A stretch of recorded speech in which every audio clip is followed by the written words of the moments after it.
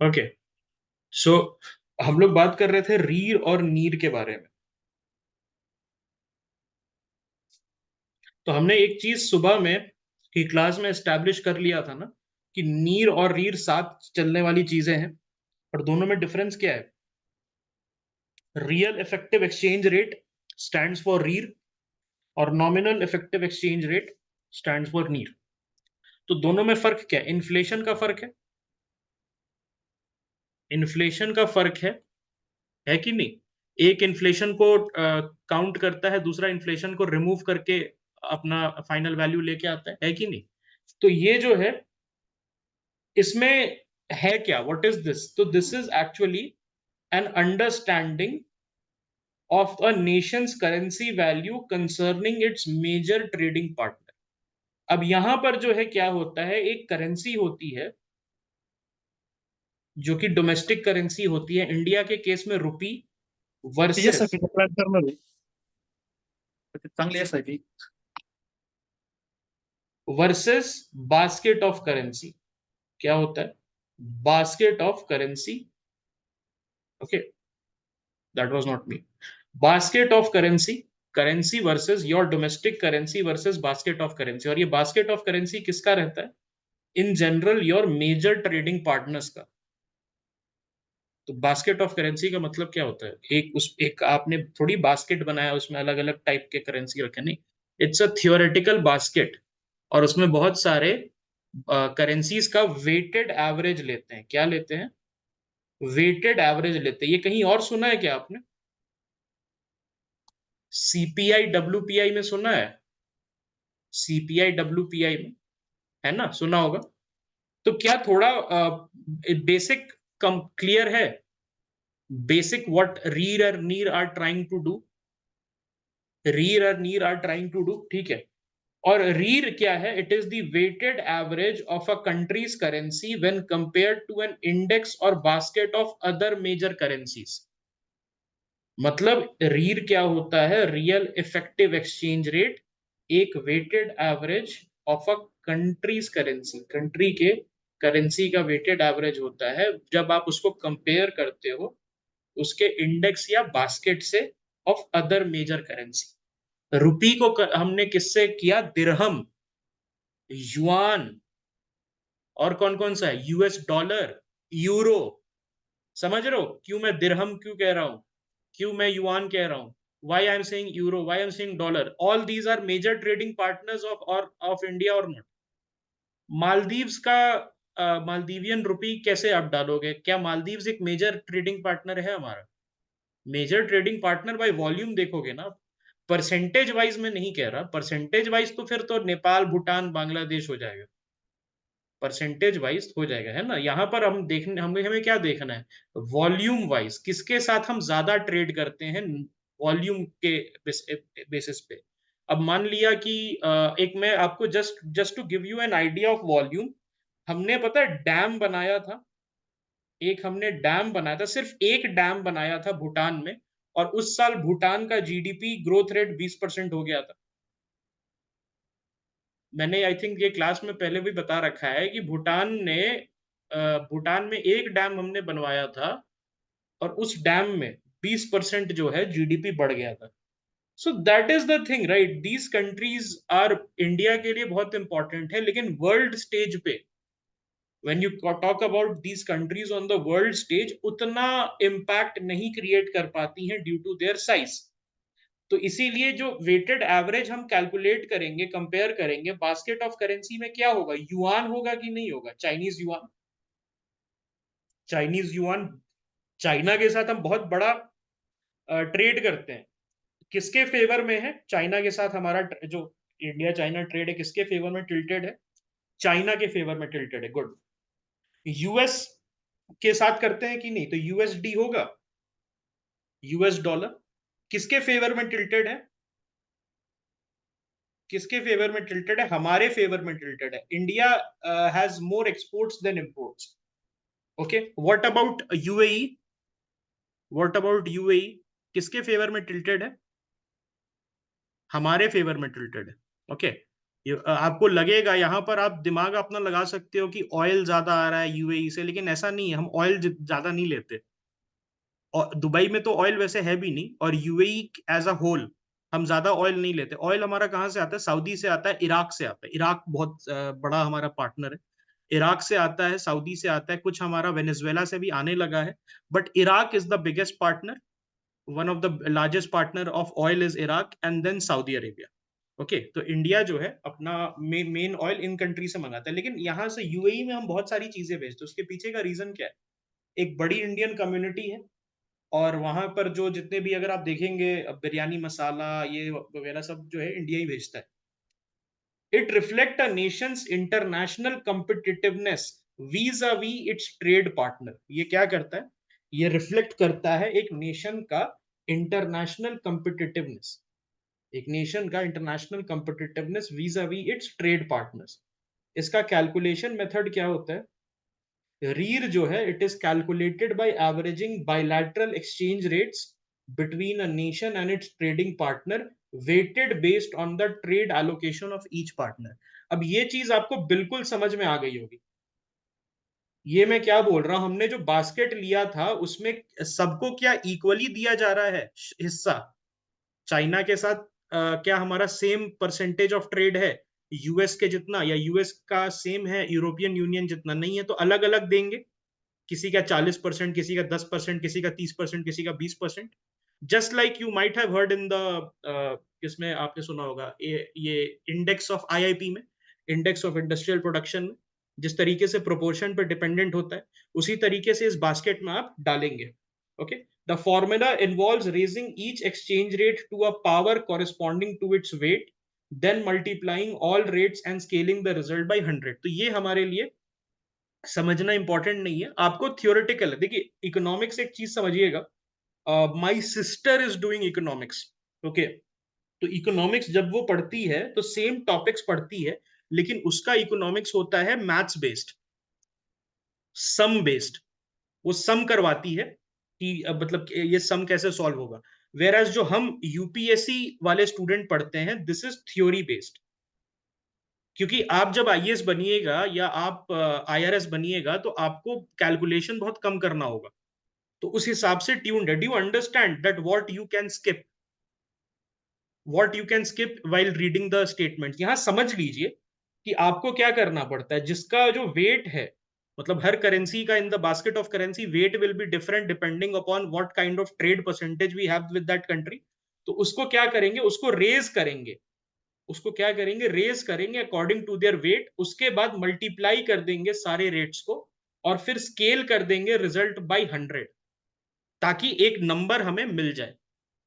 ये चीज आप ये सिमिलर चीज प्रेसिडेंशियल इलेक्शन में था कि नहीं? जब हम स्टेट्स का नंबर ले रहे थे तो उसको भी हमने 1000 से स्केल किया था, याद आया? जब हम स्टेट का ले रहे थे तो उसको हमने 1000 से स्केल किया था। तो उसी तरीके से इसको भी एक स्केल क्यों करना है? ताकि एक एस्थेटिकली प्लीजिंग नंबर आ जाए, सामने से दिखे तो बंदे को समझ में आए कि अच्छा यार, ये इतना नंबर के अंदर है, 100 के नीचे 79 है, 80 है, 90 है। अब ऐसे नंबर है कि 1785, तो अब वो बंदा बैठ के कर रहा है कि भाई मतलब ये कितना होता है, अब इसको कितना होगा। तो ईज के लिए, एस्थेटिक्स के लिए इसको कम कर दिया गया। इसको हम रिजल्ट को जो है स्केल कर देते हैं 100 से। The same thing that we do in presidential election while calculating the vote value of each state. Is it clear? यहां तक किसी को 1% भी डाउट है तो आप पूछे। यहां तक आपको 1% भी डाउट है रीर में तो आप पूछेंगे। किसी को डाउट है? किसी anyone has doubt? RP, Parul, Wajeek भाई, एनीबडी, हर्षित, किसी को भी डाउट है तो आप पूछेंगे, हिचकिचाएंगे नहीं, ठीक है? डिटरमाइनिंग इक्विलिब्रियम, सो रीर क्या करता है? हेल्प करता है डिटरमाइन करने में if a nation's currency is undervalued, overvalued, or in equilibrium with its trading partner. तो क्या इसमें से अच्छी बात है, अंडर वैल्यू होना, ओवर वैल्यू होना, या इक्विलिब्रियम में होना? क्या अच्छी बात होगी इसमें से? मतलब what will be the ideal scenario? Equilibrium में होना। अब यहां पर आप देखेंगे ट्रेड हुए जा रहा है और हमारा करेंसी अंडर वैल्यूड है। हमारा करेंसी अंडर वैल्यूड है, तो do you think that this is an ideal situation because the exporters, they are not going to get good value for their money. They are not, sorry, good value for their products, not money. Export करेंगे हम सामान और उसके बदले हमें अच्छा पैसा नहीं मिलेगा. अगर ओवर वैल्यूड है तो हम कंपिटिटिवनेस में पीछे जाएंगे. अगर हम ओवर वैल्यूड है तो कंपिटिटिवनेस में पीछे जाएंगे. और अगर इक्विलिब्रियम में है तो क्या होगा? अब प्रोडक्ट की क्वालिटी डिटरमाइन करेगी, not the exchange rate. Product की क्वालिटी और आपके एक्सपोर्ट पॉलिसीज डिसाइड करेंगे कि आपका क्या इंपैक्ट होने वाला है, because this is taken care of. ठीक है. Equilibrium signifies a balance between demand and supply, indicating stable exchange prices. Alright. Why US dollar? Do you now understand why US dollar is such a hot commodity in the international market? Because of its stability. Okay. Under valued होगा तो आपको, आप एक सामान बेचिएगा उसके बदले में आपको प्रॉपर पैसा नहीं मिलेगा वापस. अंडर वैल्यूड अगर आपका एक्सचेंज रेट होगा तो आपको जो है प्रॉपर पैसा नहीं मिलेगा अपने एक्सपोर्ट के लिए. ठीक है. Impact of on competitiveness. So increase in REER implies that a nation's exports become costlier. This is the exact thing that was asked 2002 में बोल रहा हूं, 2022 प्रीलिम्स में, 2022 प्रीलिम्स में एग्जैक्ट सेम आपसे क्वेश्चन पूछा गया था. अभी सुबह हमने किया है, if you guys would remember, कि जब रीर में इंक्रीज होता है तो क्या होता है, नेशन का जो एक्सपोर्ट है वो कॉस्टलियर बन जाता है और इंपोर्ट्स जो है वो चीपर बन जाता है. Why what happens? Your currency becomes expensive or not? Your currency becomes expensive or not? Yes. A decrease in REER signifies enhanced competitiveness in international trade. जब डिक्रीज होता है रीर में तो आपका जो करेंसी है उसका वैल्यू घट जाता है और जो आपके एक्सपोर्ट्स हैं वो क्या हो जाते हैं? Exports become cheaper.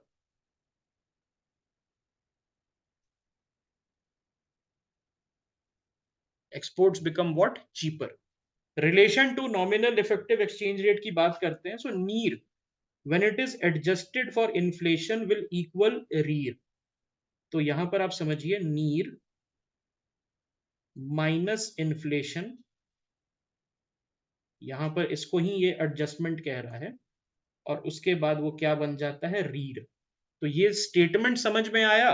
थर्ड वाला, डाइवर्जेंस होता है, जितना इन्फ्लेशन बढ़ेगा उतना डाइवर्जेंस होगा नीर और रीर के बीच में. अब यहां पर डाइवर्जेंस क्यों होगा? डाइवर्जेंस का मतलब क्या होता है? नीर एक तरफ जा रहा है और रीर एक तरफ जा रहा है. क्यों जाएगा भाई अलग अलग? दोनों तो सिमिलर स्पेक्ट्रम के ये है कि नहीं? क्या दोनों अलग अलग हैं? मैं पूछ रहा हूं कि क्या नीर और रीर अलग अलग कंसेप्ट हैं, अपोजिंग कंसेप्ट्स हैं? कंसेप्ट्स तो सेम है ना, दोनों तो एक ही तरफ जा रहे हैं, बस दोनों में फर्क क्या है? नीर में इन्फ्लेशन एडेड है आपका और REER is inflation adjusted. NEER, when it is in adjusted for inflation, that is the same concept that we talk about in जैसे हम जीडीपी बात करते हैं, जीडीपी नॉमिनल और रियल जीडीपी, दोनों में फर्क क्या है? सेम चीज है but real GDP is adjusted for inflation. ठीक है. Is this clear? क्या ये आपको क्लियर हो चुका है? ओके. और रीर, इसमें से बेटर कौन है, नीर है या रीर है? Which shows an accurate representation? Always the REER. Because देखिए यहां पर क्या होता है, आप इन्फ्लेशन की वजह से data manipulation can happen. Inflation की वजह से डाटा मैनिपुलेशन कैन हैपन. मान लिया कि एक कंट्री है 10% की ग्रोथ रेट से आगे बढ़ रहा है, 10% की ग्रोथ रेट से आगे बढ़ रहा है और वहां पर 28% वहां का इन्फ्लेशन है. तो क्या वो एक्चुअल ग्रोथ हुआ? क्या वो एक्चुअल ग्रोथ हुआ? 10% से बढ़ गया लेकिन 28% इन्फ्लेशन है. That will actually be a catastrophic situation, क्योंकि आप बढ़ भी रहे हैं और at the same time inflation भी आपका आपसे डबल ट्रिपल कैचअप कर रहा है। तो यहां पर ध्यान दीजिएगा that now I think you understand why there is an inflation targeting in this country with a 2 to 6%, with a 2 to 6% target, है ना? Why inflation targeting happens with a 2 to 6%? देखिए 2 से 6% के पीछे का रीजन क्या है कि अगर एक साल में मान लिया कि नॉमिनल जीडीपी इंक्रीज 10% है और इन्फ्लेशन जो है वो 6% है, okay, if the 6% is inflation, तो हम जो है फिर भी एक पॉजिटिव ग्रोथ देख सकते हैं in the real GDP, yes और नो? लेकिन मान लिया 10% है and the inflation is also catching up at 15-20%, तो फिर तो कोई फायदा नहीं है। आपके जीडीपी जितना भी बढ़ जाए, प्राइसेस तो वही दुगने हो रहे हैं। Why Pakistan is in a state of crisis with even 4.5%, 5% growth rate? Pakistan भी तो 4.5-5% रिस्पेक्टेबल ग्रोथ रेट है कि नहीं? पाकिस्तान का 4.5 और 5% रिस्पेक्टेबल ग्रोथ रेट है, बिल्कुल है। लेकिन इन्फ्लेशन क्या कर रहा है? इन्फ्लेशन वहां रेक कर रहा है, 60% इन्फ्लेशन है वहां पर। आटे चावल का भाव ही नहीं पता चल रहा है लोगों को। एक दिन जाते हैं 800 रुपए का, दूसरे दिन जाते हैं 1200 रुपए का। तो उससे क्या होता है? इन्फ्लेशन रेक्स whatever growth that you have made. The same applies, the same concept applies here कि अगर इन्फ्लेशन बहुत ज्यादा है तो नीर और रीर में डाइवर्जेंस फैल जाएगा। मतलब there will be a stark difference in the numbers that are projected between NEER and REER. Is it clear? क्या ये क्लियर है सभी को? तो वो थर्ड स्टेटमेंट समझ में आया? थर्ड स्टेटमेंट समझ में आया आपको? देखिए यहां पर क्या है कि मैंने आपको बोला था कि ये क्लास में अगर मैं नहीं भी लेता और लेट अस अज्यूम इस साल क्वेश्चन आ जाता, थोड़ा ठंडे दिमाग से अगर उस क्वेश्चन को आप डाइसेक्ट करते, उसके कलपुर्जे निकालते, रियल क्या है, नॉमिनल क्या है। मुझे नहीं पता है इफेक्टिव एक्सचेंज रेट का मतलब क्या है, लेकिन मुझे रियल और नॉमिनल का डिफरेंस पता है कि नहीं? रियल और नॉमिनल का डिफरेंस मुझे बिल्कुल पता है कि हाँ यार, जीडीपी में मैंने पढ़ा था। उसके बाद रियल और नॉमिनल में क्या लिखा हुआ है? इन्फ्लेशन लिखा हुआ। मुझे क्या लिखा हुआ है? इन्फ्लेशन लिखा हुआ है। तो इन्फ्लेशन से क्या डाइवर्जेंस आएगा? डाइवर्जेंस का हिंदी में मतलब क्या होता है? और whatever language you are speaking, Malayalam, Tamil, whatever language you are speaking, तो डाइवर्जेंस का मेरे लैंग्वेज में मतलब क्या होता है? Whatever is the meaning तो मैं निकाल लूंगा, मैं निकाल लूंगा। Only problem might be that अगर मुझे रीर का मतलब नहीं पता है तो I can not say whether REER में इंक्रीज होने की वजह से एक्सपोर्ट कंपिटिटिव बनेंगे या नहीं बनेंगे। वन स्टेटमेंट में डाउट है, लेकिन बाकी के 2 और 3 स्टेटमेंट सॉल्व हो सकते हैं कि नहीं? And I can then take a 50-50 chance. So do now see what the problem is. एक क्वेश्चन आया था आर्टिकल 14 वाला, दैट वो arbitrary power of the state, याद है 2021 में आया था, that unlimited power to amend the constitution and to impose whatever they want, है ना? तो वो उसमें बहुत सारे लोगों का डीएम आया था कि ये कैसे सॉल्व करना है। सो उनको मैंने बोला था कि फिर से पढ़िए और एक एक लाइन को आप निकाल के रखिए। okay, it's not to look down, but to basically make sure that whenever UPSC is giving any statement which is appearing too complex, so ये mindset रहना चाहिए that this can be broken down, because whatever has been my experience, whenever these complex statements come, our mind freezes, and this nobody will tell you, ये आपको कोई नहीं बताता है that your mind freezes whenever there is a very complex state. ठीक है, इसके बाद बात करेंगे what happens.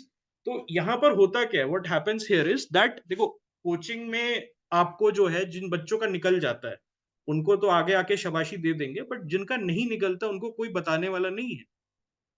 And it is only then you realise that अगर मैं काम रहता, कलेक्टेड रहता, कूल रहता, तो I could have broken it down, और उसमें कुछ बहुत कॉम्प्लेक्स नहीं था। उसमें एक कोई वर्ड होता है, अगर आप उसको सेपरेट कर दे from the entire 2 paragraph 1 paragraph statement, उस वन वर्ड से आपका आंसर बन जाएगा। The same thing applies to that article 142 complete justice question. उसमें कुछ नहीं था, बहुत चीजें लिखी हुई थी। हो सकता है आपने कंप्लीट जस्टिस बिल्कुल ना पढ़ा हो, लेकिन सिर्फ आर्टिकल 142 निकाल देते उस पूरे वन पैराग्राफ से, you could have easily known की अच्छा ये तो सुप्रीम कोर्ट का वो है, रेंज है, इस रेंज में तो सुप्रीम कोर्ट आता है। तो ये चीज करना है, कूल रहना है, कलेक्टेड रहना है, प्रॉमिस करके जाइए कि specially in the economics question and the polity question, जहां पर मेरा कंसेप्ट है, मैं 4 महीने से 5 महीने से पढ़ रहा हूं या पढ़ रही हूं, आई नो द कंसेप्ट, अगर मैं थोड़ा सा टाइम दूंगी या टाइम दूंगा, मैं इसको सॉल्व कर लूंगा। Don't panic, do not, okay, do not panic, ठीक है, उसमें आप ट्राई करो, नहीं होता है आगे बढ़ जाओ। हमने ये भी बात की थी ना कि 6 बॉल्स होते हैं एक ओवर में, देर आर 6 क्वेश्चन, हर बॉल पे छक्का नहीं मारना है, कुछ छोड़ देना है, कुछ छोड़ देना है कि नहीं। आप 4 बॉल पे छक्का मारिए, 2 बॉल छोड़ दीजिए। ओके, तो ये चीज है, हम डिस्कस करते रहेंगे in the next 40 days, paper taking strategy, किस तरीके से पेपर हमें लिखना है, कैसे start to end, every 120 minute में से एवरी मिनट का ब्यौरा आपके पास होना चाहिए। आप ऐसा नहीं हो कि 40 मिनट के बाद आप कुछ हौच पौच में कर रहे हैं, अभी थोड़ा ये कर लें, वो कर लें, ये कर लें। It has to be very objective, because it is a competitive examination. 4,000 seats are there out of 6 lakh 7 lakh people. You have to come in the top 3,000 4,000. So problem वहीं से start हो जाएगी। Anyways, okay, rear calculation जो है, they may use bilateral exchange rates और real exchange rate with the latter adjusting for inflation। तो ये बहुत सिंपल है, हम समझ गए क्या है। ओके, यहां पर अब जो है रीर हमें क्या क्या बताता है, इक्विलिब्रियम करेंसी वैल्यू बताता है। अगर रीर जो है वो हमें हेल्प करता है असेस करने में कि क्या इक्विलिब्रियम है कि नहीं। ओके, इक्विलिब्रियम में है कि नहीं आपका कंट्री का करेंसी, या अंडर वैल्यूड है या ओवर वैल्यूड है। अगर यहाँ पर अंडर वैल्यूड होगा, ओवर वैल्यूड होगा, तो फिर वहां पर क्या होगा, हमें पता चलेगा कि हमें क्या एक्शंस लेने हैं, what kind of actions that we have to take. फिर वहां पर क्या आता है, devaluation, buying of dollars. Why do you buy dollars? अगर आप डॉलर्स को बाई करोगे, ओके, तो वहां पर क्या होगा, you want to strengthen dollar, मतलब आपकी करेंसी क्या ओवर वैल्यूड है। तो आप जब बाई करोगे तो what you are doing when you are buying dollars, तो you are creating scarcity of dollars. उसी के उलट देखो, अगर आपका करेंसी अंडर वैल्यूड है, तो आप क्या करोगे, सेल करोगे उसको, ठीक वैल्यू लाने पे आप सेल करोगे डॉलर्स को, ताकि आपका करेंसी जो है वो पिकअप करे, अप्रिशिएट करे। Is it clear? ओके, ये ट्रेड फ्लो को भी देखता है। REER analysis enables the identification of underlying factors influencing a country's trade flow.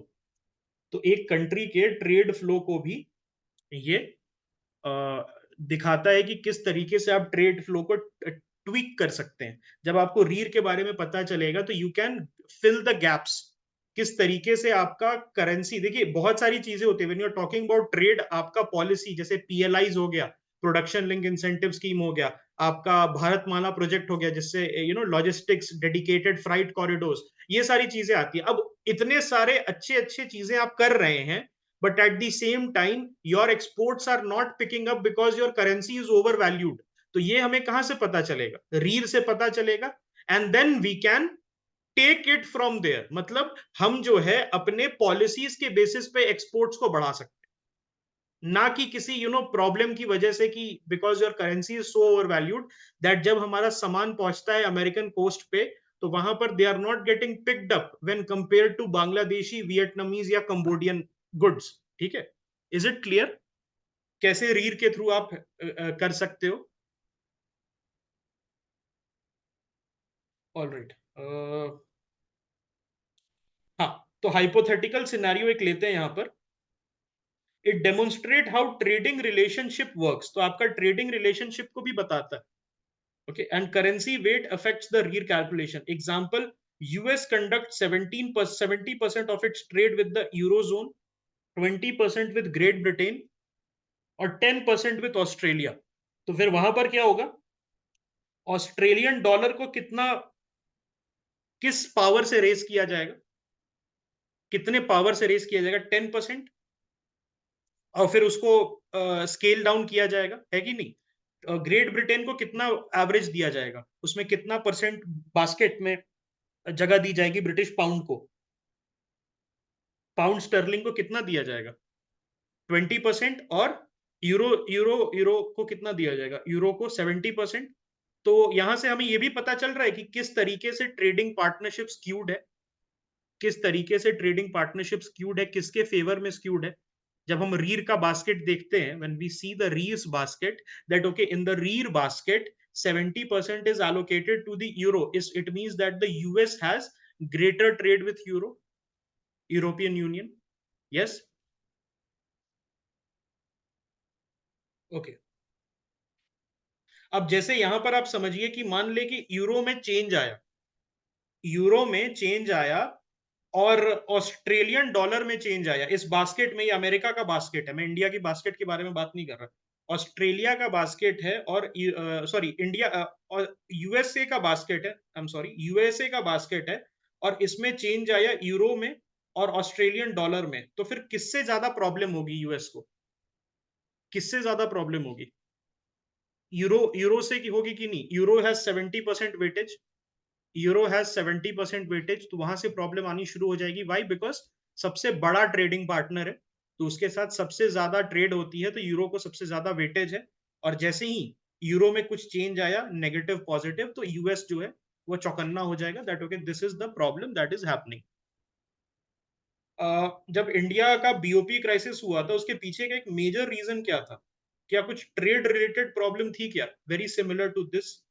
अभी जो मैंने आपको बात किया कि यूएस का एग्जांपल में, दैट यूरो के चेंज में यहां पर एक बड़ा प्रॉब्लम आ जाएगा रीर बास्केट में। इंडिया में वही हुआ था, रूबल।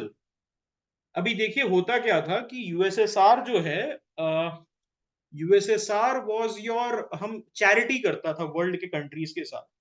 चैरिटी का मतलब क्या है कि यूएसएसआर का जो रूबल है, when it used to use the ruble to prop up all the countries, उसमें इंडिया, क्यूबा, नॉर्थ कोरिया, ये सारी कंट्रीज होती थी। तो हमारे यूजलेस एक्सपोर्ट्स को देखिए, Indian export use to be very useless, हमारे एक्सपोर्ट्स जो होते थे बहुत यूजलेस होते थे, और उनको वो ले लेता था, अपने अंदर अब्सॉर्ब कर लेता था। क्यूबा जो है, क्यूबा सिर्फ चीनी भेजता था, जिसका कोई यूज नहीं है, फिर भी उसको खरीद लेता था। क्यों? What is the reason why they use to buy so much sugar? ताकि क्यूबा अफ्लोट रहे। जो नॉर्थ कोरिया है, नॉर्थ कोरिया जो है उसका वो इतना सारा एक्सपोर्ट खरीद लेता था। क्यों? ताकि नॉर्थ कोरिया अफ्लोट रहे।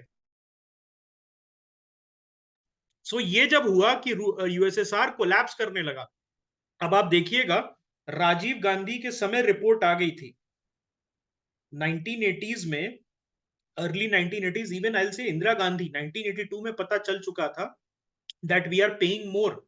और उस समय जो है they had started with the Iran Iraq war, okay? तो वहां पर क्या हुआ था, अफगानिस्तान में यूएसएसआर का वॉर अच्छा नहीं चल रहा था, और उसके वजह से यूएसएसआर कोलैप्स करने लगा था धीरे धीरे। अब इंडिया अपना जो सामान है प्रिपेयर करता था एक्सपोर्ट करने के लिए, ताकि एक बैलेंस बन पाए। हम जैसे ही यूएसएसआर को अप्रोच करते थे, तो यूज्ड टू से सॉरी कॉमरेड, हम तो इस साल नहीं ले सकते, ऑलरेडी हम बहुत सारा पैसा खर्चा कर चुके हैं अपनी आर्मी पे, आपके एक्सपोर्ट को इस साल हम एब्जॉर्ब नहीं कर सकते। ओके, 1990s आते आते, अर्ली 1990s, 91 90 में हमें पता चल गया था that USSR is going to collapse. And then एक बड़ा बास्केट, हमारा बड़ा component of the REER basket, वो कोलैप्स कर गया, रूबल कोलैप्स्ड। तो उससे इंडिया में एक कैस्केडिंग या डोमिनो इफेक्ट जिसको कहते हैं, वो हुआ। And then it created our BOP crisis, जिसमें हमें आईएमएफ के टर्म्स को अग्री करना पड़ा, and we had to open our economy. So now do you see that how important REER is? That हमें जो है उसमें कोई भी मूवमेंट होता है करेंसी का, तो हमें तुरंत हमारे ट्रेड इश्यूज के बारे में तुरंत हमें पता चल जाता है, ट्रेड इश्यूज के बारे में हमें तुरंत पता चल जाता है। Now it is clear to everybody, अब किसी को डाउट नहीं है? Yes, okay.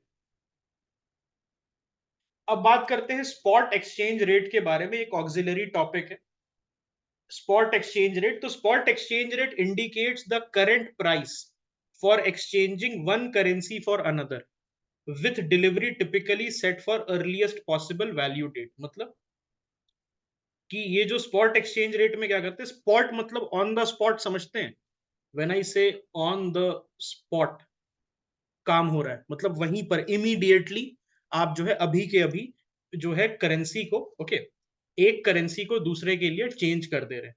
while the spot exchange rate is for immediate delivery, standard settlement date जो है वो 48 आवर्स में होता है.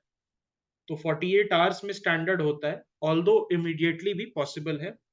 It represents the prevailing market price for currency exchange at a specific point in time.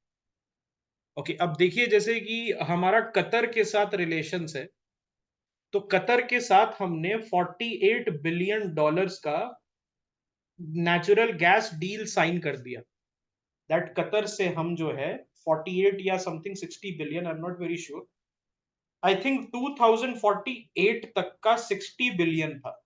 Okay, it was not 48 billion, it was 2048 तक का था. Okay, something इस तरीके से था कि हमने नेक्स्ट 30-40 इयर्स तक कतर को है अपना पार्टनर बना लिया है फॉर नेचुरल गैस एक्सपोर्ट. अब यहां पर क्या होगा, दैट जब हम कतर से बात करेंगे कि हम आपको 60 बिलियन देंगे, 70 बिलियन देंगे, तो हम वहां पर क्लॉज डाल सकते हैं कि नहीं, that at the prevailing exchange rate which was in effect on 1st January 2024 और 2nd January 2024. तो ये क्या है, गवर्नमेंट टू गवर्नमेंट डील है. ऑल्दो बहुत लोग अग्री नहीं करते, बहुत लोग अग्री नहीं करते, बोलते हैं कि भाई उस समय का जो रहेगा एक्सचेंज रेट उस पर दीजिएगा. लेकिन गवर्नमेंट टू गवर्नमेंट डील्स में you can say that I am freezing the exchange rate at this date. इस एक्सचेंज रेट के हिसाब से कम भी हो जाए या ज्यादा हो जाए, मैं जो है आपको ट्रेड करता रहूंगा. लेकिन जब बात करते हैं अदर पीपल की, जब सिविलियंस करते हैं या बिजनेसेस करती हैं, तो वो क्या करती हैं, मार्केट प्राइस पे चेंज कराती है. मार्केट प्राइस पे चेंज कराती है. क्रेडिटर कंट्री को बिजनेस मिल रहा है, क्रेडिटर कंट्री कोई नहीं ना, इसमें बिजनेस हो रहा है. Business G2G is the business deal. Creditor country जैसे फॉर एग्जांपल बुलेट ट्रेन में जापान है. बुलेट ट्रेन में जापान है, तो चाइना के साथ कंपटीशन था. तो जापान ने क्या बोला कि चाइना को हटाओ, चाइना सस्ता दे रहा था, बोले चाइना को हटाओ, मैं तुम्हें फाइनेंस कर दूंगा 1% इंटरेस्ट रेट पे. तो उसको बिजनेस मिल गया ना, उसको यही फायदा हुआ कि 1% इंटरेस्ट रेट पे बिजनेस मिल गया. अब जैसे मान लो कि कतर के साथ हम बोल दे कि आज का जो एक्सचेंज रेट है उसके हिसाब से मैं 48 बिलियन आपको दूंगा, तो कतर को एक श्योरिटी होगी कि नहीं, कि now I have bounded India with a contract in the next 50 years. हो सकता है मेरा 10-12 बिलियन का नुकसान हो जाए, बट एक प्रूवन कस्टमर 50 साल के लिए मुझे मिल गया. हो सकता है कि डेप्रिशिएट कर जाए, इंडियन करेंसी ऐसे भी डेप्रिशिएट करेगी ही करेगी. अभी जो हमारा जो, not because India is a week country इसलिए नहीं बोल रहा, बट हम एक ग्रोइंग कंट्री है, तो 100 रुपए जाएगा ही जाएगा हमारे लाइफ टाइम में. आप देखिएगा 2030 के एंड तक 100 रुपए जाएगा. अभी धीरे धीरे करके 85 हो गया, एक समय 70 था कोविड के पहले, 15 रुपए बढ़ गया ना 2 साल के अंदर. तो क्या 100 रुपए नहीं जाएगा, तो Qatar will lose money here. लेकिन मान लो कि अगर उसमें लिख दिया गया कि इंडिया 60 बिलियन डॉलर देने वाला है नेक्स्ट 50 साल में, तो क्या कतर को even at the cost of may be 10-15 billion dollars which will be lost on the account of the Indian rupee depreciating against the कतरी रियाल, तो उसमें होगा कि नहीं कि श्योरिटी मिल गया, एटलीस्ट मेरे पे 40 बिलियन डॉलर आ जाएंगे. So now do you understand how this the entire system works. Japan ने हमें 1% पे क्यों लोन दिया, जापान तो रिकवर नहीं कर पाएगा लोन का cost. I don't think that is also even operating cost of the bank of Japan 1%. तो उसमें दिया क्यों 1% पे लोन, ताकि बिजनेस सिक्योर करना था. The Chinese were very aggressive in their pricing. I hope you have understood this whole concept. Concept लगाना question में, जैसे सुबह हमने डिस्कस किया था, उसी की तरह आपको कंसेप्ट लगाना है, ठीक है. अब मैं बात करता हूं नीर के बारे में. तो नीर क्या है, it is an unadjusted weighted average exchange rate representing the value of one's currency against a basket of multiple foreign currency. कुछ इसमें समझने की जरूरत नहीं है. रीर में आप जो है इन्फ्लेशन का कंपोनेंट आप ऐड कर दो, रीर में आप इन्फ्लेशन का कंपोनेंट ऐड कर दो, and then you will get your NEER. ठीक है, NEER can be adjusted to account for differences in inflation rate between the home country and its trading partner. यही सेम चीज दिया हुआ था 2022 के क्वेश्चन में। डोमेस्टिक कंट्री में अगर इन्फ्लेशन बढ़ेगा तो क्या डाइवर्जेंस आएगा नीर और रीर के बीच में? जब डोमेस्टिक कंट्री में इन्फ्लेशन बढ़ेगा तो will there be divergence? The answer is yes. Okay, divergence कैसे होगा? बिकॉज यहां पर देखिएगा नीर और रीर में क्या डिफरेंस है। एक इन्फ्लेशन का कंसेप्ट का डिफरेंस है, एक इन्फ्लेशन का कंसेप्ट का डिफरेंस है। जब ये कंपोनेंट तीसरा है ना, वो होता है ना कि नीर आप ऐसे समझ लीजिए ये दोनों दोस्त हैं और उनके बीच में ये कबाब में हड्डी है, इन्फ्लेशन। अब इन्फ्लेशन अगर बढ़ेगा थर्ड कंपोनेंट, तो इन दोनों component who are on the same side of the spectrum, opposing concept नहीं है, सेम कंसेप्ट है with a difference of inflation calculation. अगर inflation the third component is increasing, will that not lead to divergence in the value of NEER and REER? अब NEER का और रीर का एक दूसरे पे कंट्रोल नहीं रहा, they are now at the mercy of inflation that is happening in the domestic country. Yes और no? Okay,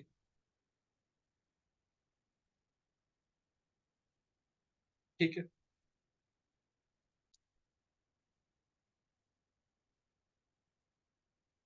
all right, I think this is the same thing.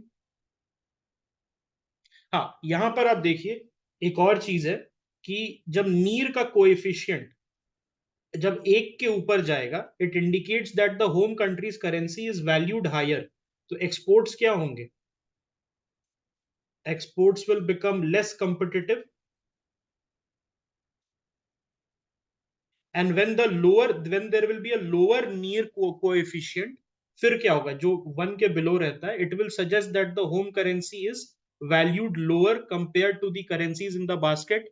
और अगर वन होगा तो क्या बोलेंगे? Can we say that this is equilibrium? This is equilibrium, yes. कोई universally accepted standard नहीं है।